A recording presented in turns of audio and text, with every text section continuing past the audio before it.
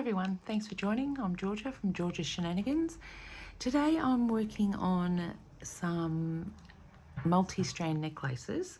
I've made this one and I thought I'd show you this, and then I'm going to show you how to make a similar one with different beads. So for this one we've got a little stainless steel heart pendant. We're going to have the same on the one we're going to do today, and some faceted glass beads that are AB finish. Some are barrel beads, some are rondelles, some little alloy spaces, some stainless steel chain, some more stainless steel chain, and some stainless steel rings. Then you need your usual crimps and jump rings and things like that. But for this one, what I did was I put the pendant straight onto the wire and then just put a little bead, like both wires through that bead, just to hold it in place. A couple little stainless steel balls just so that these big beads aren't competing, and they still do compete a little bit but not too much. So just all strung together, and then your second string is similar beads. The spaces are a little bit different. The one in the middle is the same as the other strand, but then the rest of them are a bit different. Then where it all comes together up here, you've got these little stainless steel rings. These are actually used for fishing, and my husband doesn't know I've got them because he'd steal them for his fish and stuff if he did. They're a closed ring, so they're not like a jump ring, they don't open. And I've just put the wire straight onto the ring. I think it'll be fine. I don't see why it shouldn't be. It should be okay. Like if it was a bracelet or an anklet, I wouldn't do that. Because it's a necklace, they don't take as much punishment as things like bracelets, so it'll be perfectly fine. Then we've just got this stainless steel chain, little heart-shaped lobster that are kind of cute. And yeah, so that's the multi-strand necklace. So I'll just pop that aside and I'll show you what we've got here. I've got a mixture. They're all glass or hematite beads. So we've got these little faceted rondelles. They're 8x6mm. Then we go down to these ones, which are the same bead, but they're a 6x4. Then there's some even smaller ones, which are I think they're 4x3. I don't think they're 4x2, they're 4x3. We've got these blue oblique shaped glass ones. They're for our second strand. And some of these little triangle shaped barrel type beads, also glass with an AB finish. Got some hematite faceted rounds and some plain hematite rounds. Now I haven't really decided where I'm going to use what at the moment, but that's basically, so yeah, just get some beads together of various shapes and sizes. So you need a couple of pieces of wire, one longer than the other. You need your pendant, the jump ring. Now what I'm going to use to put my pendant on, because putting a jump ring straight onto wire isn't the best idea, because it only takes the slightest little gap. Like this wire is 0.38mm, so it's really fine. It takes the smallest little gap in the jump ring and it'll fall off. So what I'm going to do is I'm going to use a piece of French wire, or gimp wire, some people call it. It's like a tiny little spring. I'm going to put the wire through that and then put the pendant onto that. So I'll show you how I'm going to do that. So I'll begin with that. So we want to put it in the middle of our wire. Now this stuff is really, really, really delicate. So you've got to be a little bit careful with it. So we want that to be in about the middle. Not that that's imperative right now. Then I've just got a little jump ring on the pendant. I'm going to have to take that bead stopper off. Now we want our pendant to go down over that French wire. You could use a wire guardian if you wanted to. That'd be fine as well. So we want this pendant to be on that wire.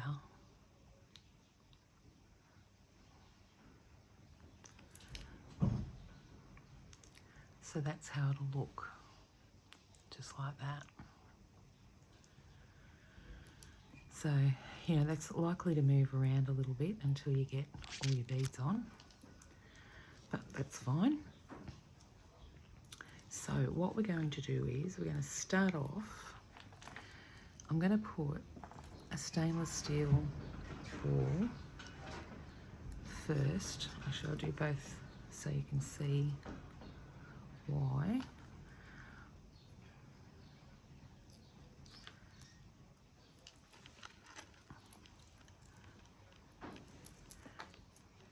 You don't want anything too big sitting above your pendant because they'll compete and you'll be able to see a piece of wire showing.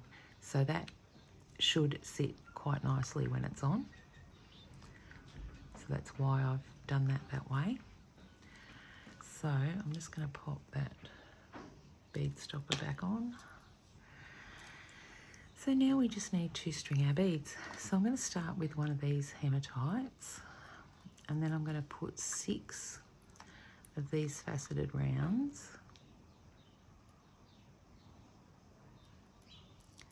So what I might do is I'll speed this up and I'll come back when all the beads are on. Okay, so I'll be right back.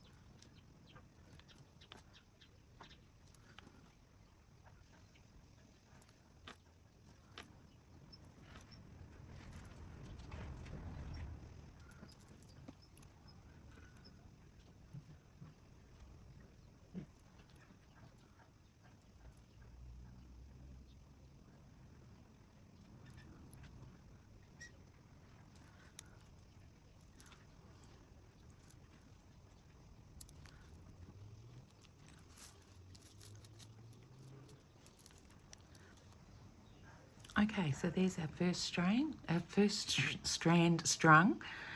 So I'll go ahead now and string the second string and come right back.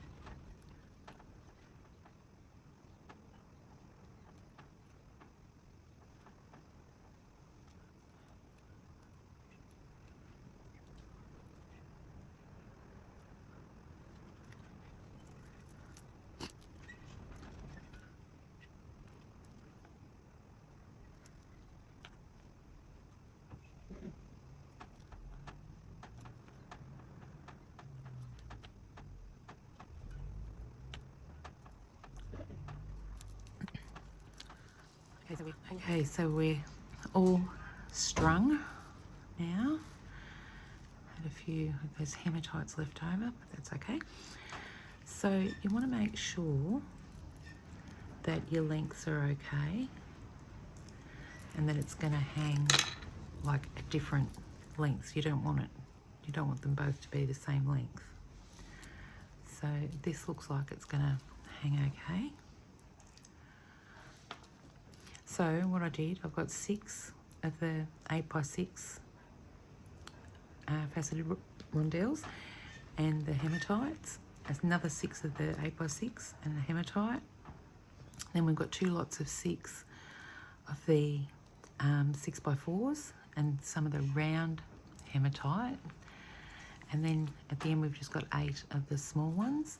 For the middle one, I've got 2 hematites for the centre. And then I've just put the beads on in a pattern. So you've got the oblique one, then the triangle one, the oblique one and a hematite all the way up. So you can do whatever pattern you want. It's entirely up to you. So now it's just a matter of putting it all together.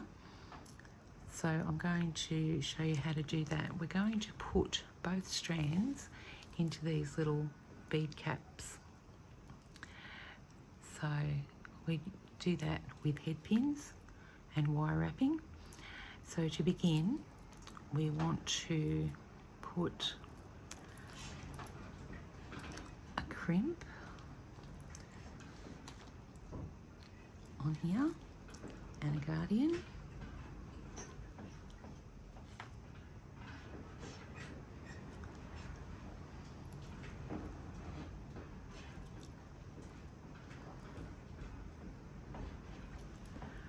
So pop your wire down through your crimp.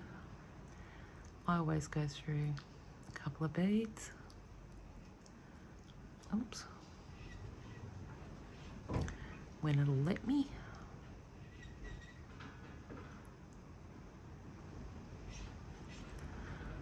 So there's 4 beads, that'll do. No hard and fast rules about that, just however many you think. Some people don't put them through any, they cut it off at the crimp. I always feel safer if it's if they're through the beads. So now you just want to grab hold of your crimp, make sure your wire guardian's not in the way. Give it a squeeze, fold it over.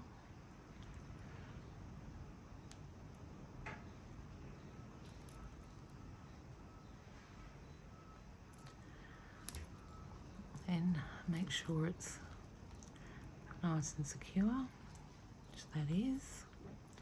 Actually, I should have mentioned, you've got to make sure all your beads are down on your string, and you don't want to crimp it off too tight. So now we're just going to cut that off as close as we can to the bead. So that's our first side crimped off. So I'll go ahead and do the rest of them and I'll be right back. Okay, so there's both of our strands. And these are going to go into these and sit like that. Oops. Oh. Can be a little bit fiddly. So they're going to sit like that inside of that bead cap. So to do that, we need a couple of head pins. You could just use craft wire, use stainless steel wire, whatever wire you want to use. I'm just using these head pins because that's what I've got, and I've got a ton of them. So bend it over. So we're just going to do a wire wrap loop. We don't want it to be too big, but it does have to fit both strands inside of it. Oops.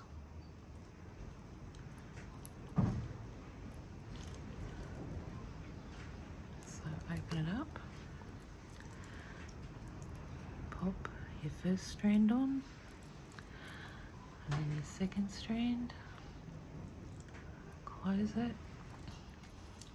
Sorry, I went out of shot then. Just use your needle nose pliers just to grab hold of it.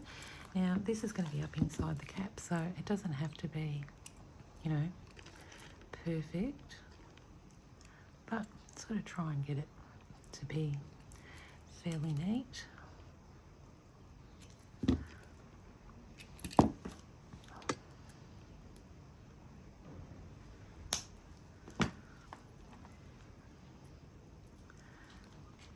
There's a little tail there which isn't going to hurt anything because it's going to be up inside the bead cap anyway, but we'll tuck it in just because it's good practice to do that. I can't even get hold of it with those pliers.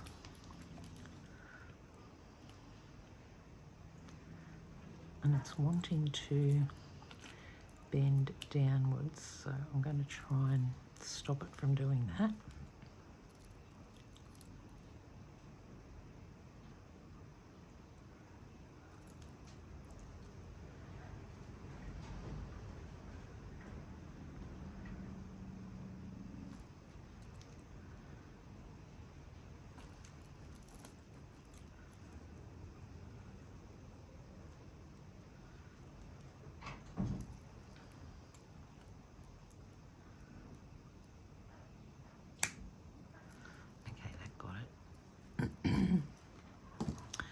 Now what you want to do is you want to put your wire through your bead cap, and then you want to do another wrap.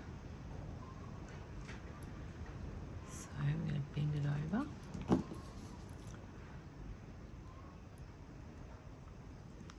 And you really don't need a big loop.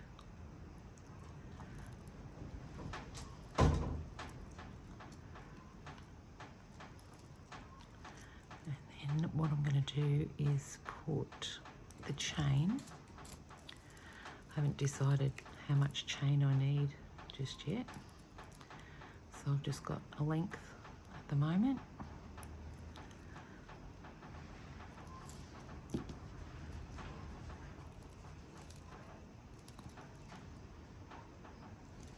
Close that loop up, grab hold of it with your pliers and wrap it. Now this wrap you want to make sure is fairly neat if you're doing neat wraps.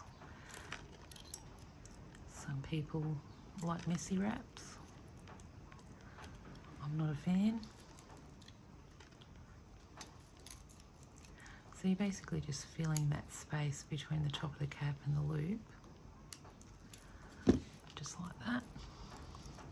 So now you want to cut this tail off.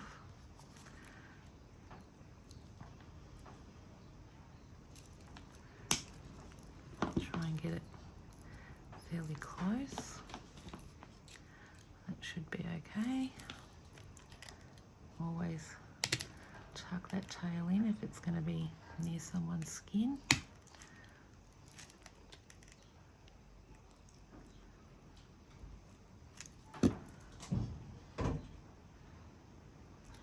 Yep, that's okay.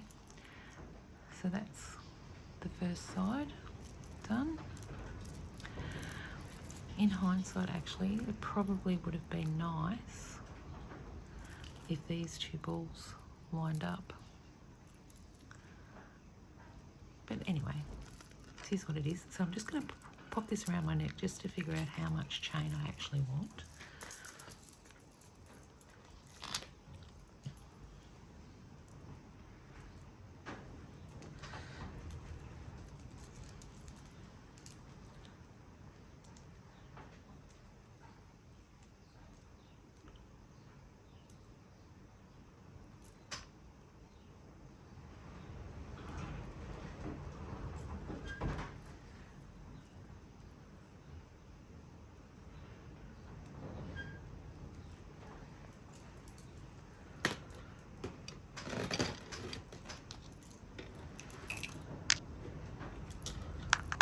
tangled up in everything here. Okay, so I need it to be about that length. So what I'm going to do is open up a link on the chain.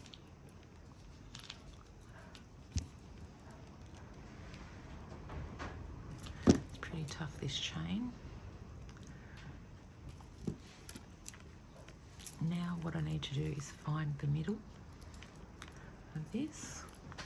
And a good way to do it is to pop a head pin through your chain, through both ends, and then that'll bring you down to your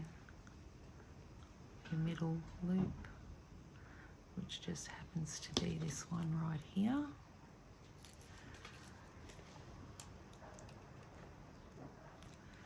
So I'm going to open that up and take it off.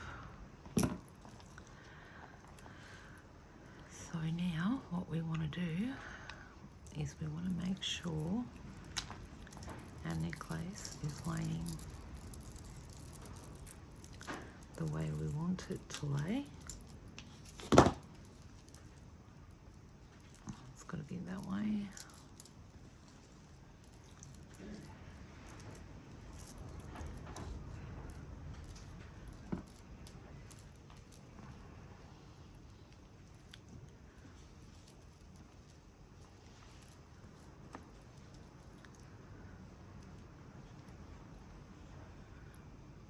Okay, grab our other head pin,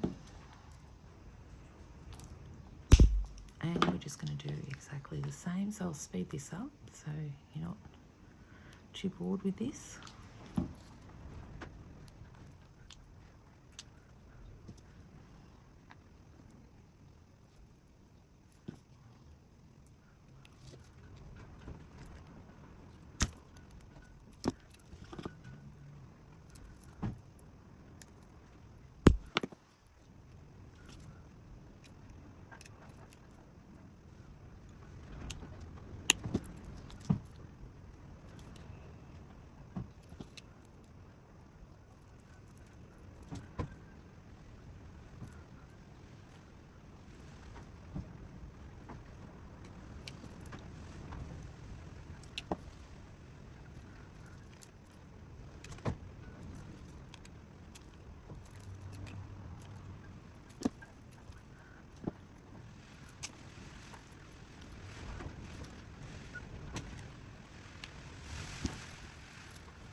Okay, so now we've got it all put together. I'm sure you know what comes next. The clasp, which is probably the easiest part of the whole thing. So what we're going to do is, I've got a little oval jumper in here. I'm going to pop onto the chain and then pop the clasp onto it.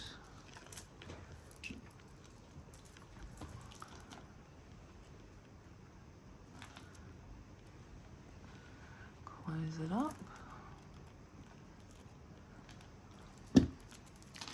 And then the other side, I'm going to use another oval jump ring. If I've got one here, yep, I do.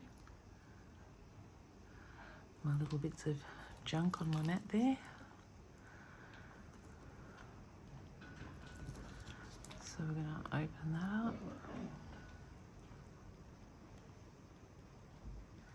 And on this one, we're going to put another jump ring and the other end of the chain, just like that.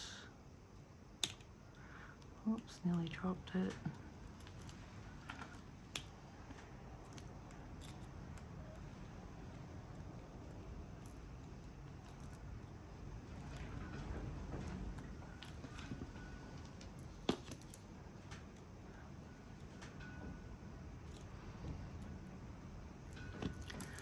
Okay, so now we can do that up. And there we have it. There is our multi-strand necklace. I think it's quite pretty. So we've got the pink and the hematite in both. That kind of ties them together. Bit of stainless steel down here, ties it up in the chain and the bead caps. So there you have it, guys. A multi-strand necklace. So I'd love to know your thoughts. This will be in my Etsy store for purchase and on eBay as well.